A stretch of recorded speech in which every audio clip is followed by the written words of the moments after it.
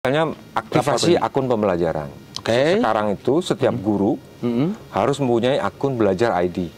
Setiap yang berprofesi guru, setiap yang berprofesi yang guru, di sekolah negeri maupun swasta harus punya akun pembelajaran. Nah, melalui akun pembelajaran ini seorang guru bisa mengakses semua sistem informasi yang dibuat oleh Kemendikbudristek. Dia itu jadi tergantung terhadap individu si gurunya akhirnya. Ya. Nah, ada nggak cara mengevaluasinya?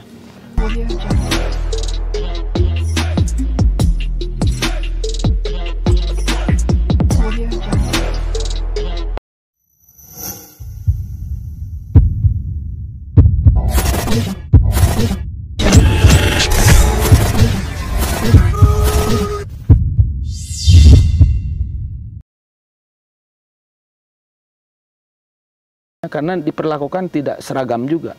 Iya, jadi salah satu ciri dari kurikulum merdeka adalah fleksibilitas materi. Bukan pada materinya, tetapi pada cara metode. Oke. Tentu saja tetap aja harus di ruang kelas ya. Bebas. Karena misalnya ada istilah project pelajar. P5 saya juga nggak hafal ya. Project penguatan profil pelajar Pancasila. Jadi guru-guru bisa membuat sebuah pembelajaran sebuah materi dengan cara mengajak kemanapun, tergantung proyeknya. Sekarang kan ada krisis di siswa kita itu tentang tata krama, kesopanan santun, dan dampaknya juga ada sistem perkelahian dan macam-macam. Konon katanya sih karena rendah di sisi itu. Mungkin ya. Ya memang beberapa. Dan dengan jawaban Merdeka Belajar itu bisa muatannya. Iya, karena tujuan sebenarnya target akhir dari kurikulum merdeka ini kan siswa kan. Oh, ke siswa. Ya. Itu tadi siswa yang berkarakter siswa yang bagus, berkarakter atau berkarakter. Tapi juga harus diimbangi dengan kemampuan gurunya. Iya, kalau problemnya itu Kang sebenarnya. Oke. Nah, sekarang kalau siswa bisa belajar dari mana saja gitu. Iya.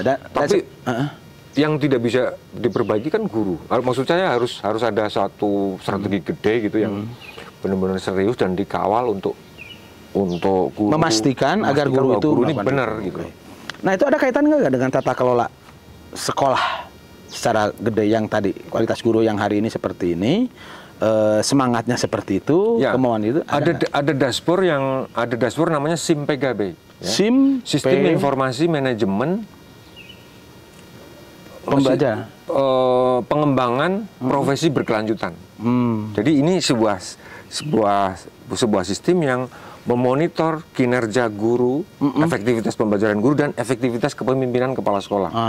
Jadi dua yang dilihat, guru dan kepala sekolah. Dan rata-rata sampai hari ini ya tidak terlalu bagus.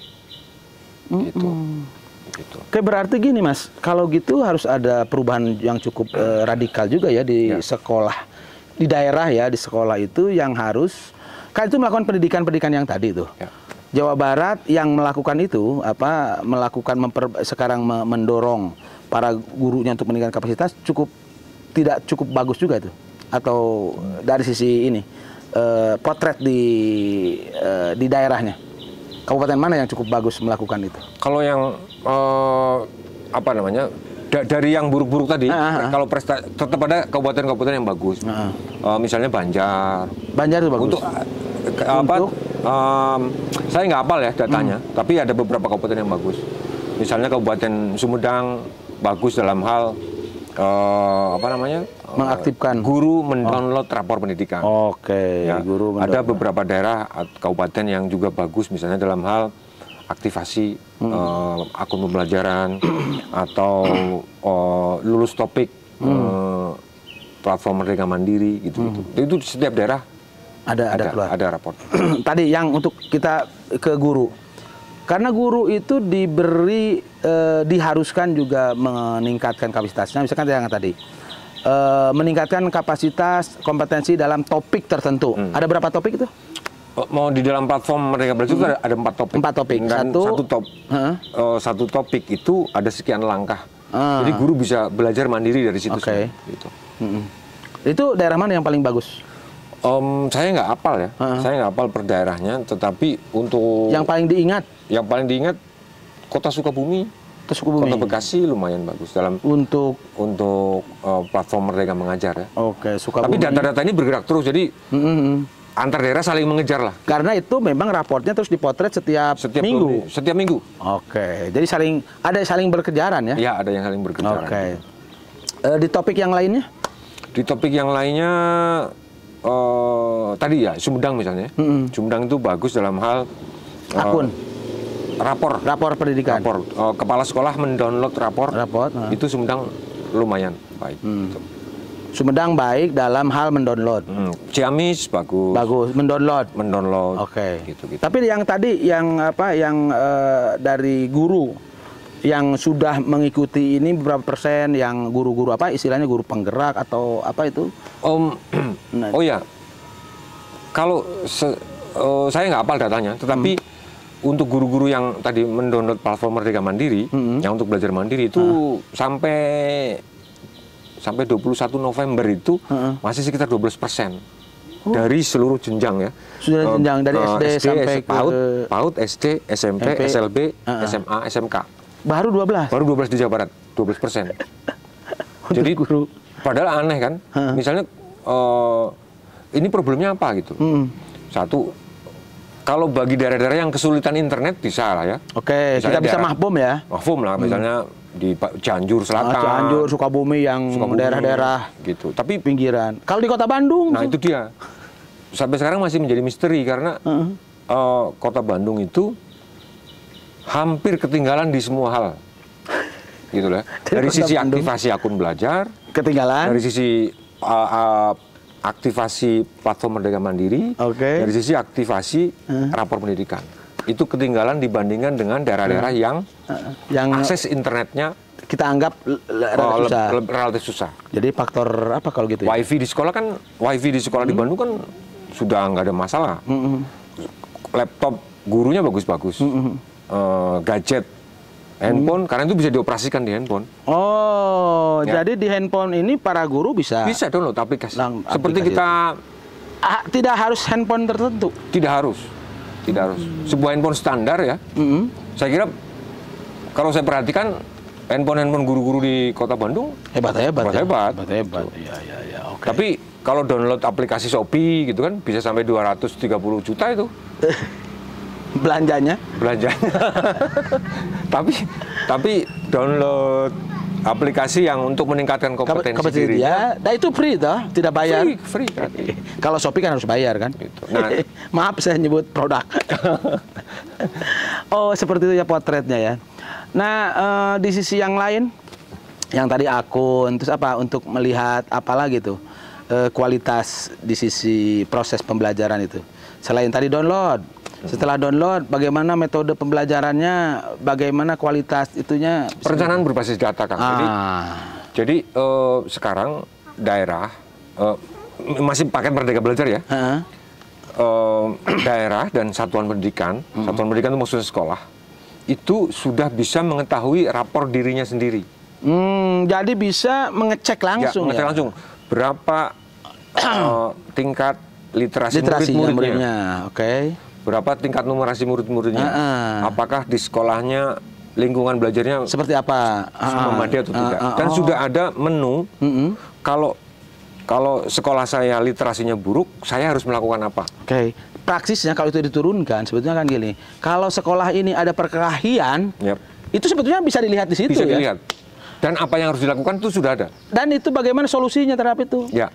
Dan itu dimasukkan ke dalam namanya rapor. Bukan rapor, itu menjadi basis bagi kepala sekolah untuk merencanakan dan menganggarkan kegiatan apa pada tahun untuk mengatasi berangkat dari itu yang disebut dengan berbasis data. Perencanaan berbasis data.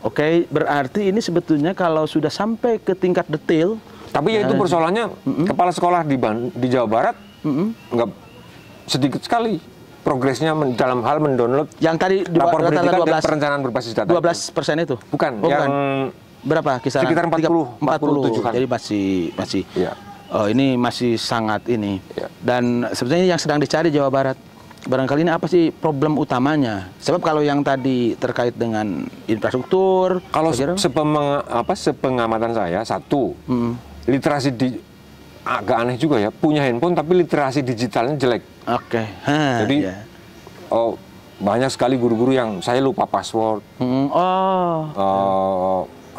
tidak bisa memakai, pokoknya masih gagap lah, sebut saja gaptek lah gitu. Mengoperasionalkan yang dari Dikbudnya itu. Ya, kemudian platform kesadaran pada data juga kan rendah. Jadi ada operator-operator di dinas misalnya yang saya sudah download Pak, tapi setelah download lalu apa? Ya download aja gitu. Jadi jadi data download itu tidak diapa-apain. Tidak diapa-apain. Mestinya kan itu dibaca, dianalisis, disusun dalam bentuk rencana berikutnya. Karena sebenarnya di situ sudah ada, di situ sudah ada simbol-simbol. Misalnya kalau yang buruk merah, yang sedang kuning, yang sudah oke hijau. Sederhana aja, di situ sudah ada. Merubah dari yang merah menjadi kuning, menjadi hijau, atau menjadi kuning, yang kuning menjadi hijau. Gitu aja sebenarnya. Sebenarnya gitu. Dan itu harus diisi ya. Sudah diisi, sudah juga ada nomenklatur untuk. Ngisinya itu bisa ngarang nggak sih? Nggak bisa ngarang. Nggak bisa. Sudah ada menunya. Oh, udah ada menu. Ukuran-ukuran jelas. Tapi boleh. Ya, kan kita ada nomenklatur yang nggak bisa diubah. Bisa sebenarnya, tergantung kreativitas kepala sekolah sih. Jadi saya jadi iseng juga ini, nakal gitu. Berarti kita jadi konsultan itu bagus ya, cara ngisi itu membantu. Iya, itu nanti lain. Mengkuningkan yang merah, yang menghijaukan yang kuning. Membaca data tadi. Iya, membaca data lah. Oh, seperti itu. Dan itu Jawa Barat. Itu literasi digital ya. Yang kedua, digital ya, numerasi. Literasi digital jelek. Literasi data jelek. Yang ketiga, banyak sekali guru-guru yang pensiun. Nah, jadi guru pensiun dan tidak segera digantikan dengan, bukan malas saja. Jadi ini saya temukan di Kota Bandung ya. Tahun 2002 saya bertanya-tanya kenapa Kota Bandung yang akses internetnya bagus, gadget gurunya bagus, kok rendah. Salary-nya juga bagus. Ternyata saya baru tahu bahwa ada soal ketiga, yaitu guru-guru ini kan sudah super senior.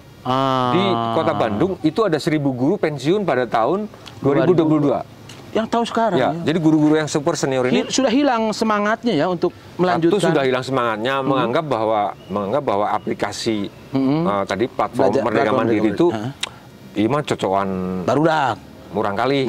Guru-guru muda maksudnya. Bagi dia malas lah. Saya tinggal 3 bulan lagi pensiun kok. 6 bulan lagi pensiun, 3 bulan lagi pensiun. Dan itu jumlahnya 1.000 Kang, selama 1.000 ya. 2022. 1.000, ini Mas cukup menarik. 1.000.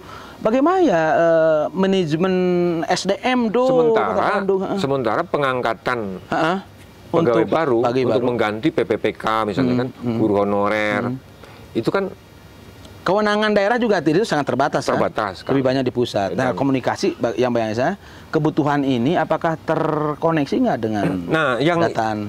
Nah, yang keempat ya kan? Sebab keempat itu karena guru-guru ini sudah banyak beban aplikasi. Maksudnya itu di luar itu untuk meningkatkan kompetensi guru, sebenarnya maksudnya juga untuk memangkas supaya tidak ada lagi bimtek yang selama ini ya guru nggak perlu lagi bimtek, belajar aja mandiri. Gitu. Belajar di situ, ini akan meningkatkan otomatis kompetensi dan juga penghasilan salary-nya. Nah, apakah penempatan orang-orang yang tadi itu di daerah lumayan progresif nggak? Daerah menggunakan ini sudah ada yang sudah mengikuti lulus 4 topik itu, terus mereka gunakan itu serap difungsikan di daerah. Nah, itu yang belum kita cek ya. Tapi mungkin nanti ngeceknya adalah ketika asesmen nasional. Asesmen nasional itu kan setahun. Ya. Misalnya nanti sekarang ini lagi asesmen udah selesai ya. Asesmen nasional yang pengganti ujian baru bisa dicek saat itu.